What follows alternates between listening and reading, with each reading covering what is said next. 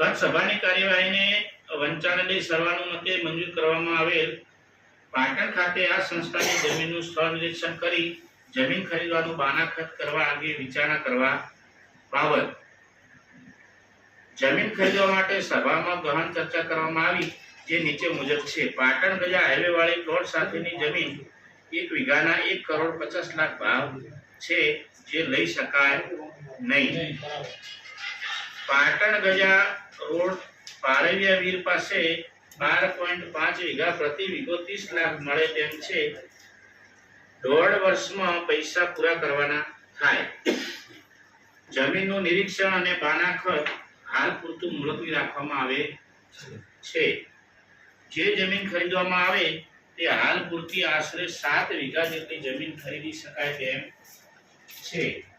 જે જમીન ખરીદવામાં આવે તે જમીન ખેડૂતના નામે બિન ખેતી કરાવી ત્યારબાદ જમીન સંસ્થાના નામે ખરીદ કરી દસ્તાવેજ કરવાનું રાખવું. જમીન ખરીદવા માટે સંસ્થા પાસે આવકના સ્ત્રોત ઉભા કરવા. જમીનના બાનાખત માટે જમીન ખરીદ કમિટીના સભ્યોની ₹50,000 અનામત પેટે ઉઘરાવવાનું નક્કી કરવામાં આવ્યું. તેમ છતાં કમિટીના કોઈ સભ્યને વધારે અનામત આપવી હોય તો છૂટ આપવામાં આવેલ છે. તમામ હોદ્દેદારોએ સંસ્થાને અંદાજિત 16.50 એટલે 16,50,000 રૂપિયાની રકમ અનામત આપવા જાહેરાત કરેલ છે.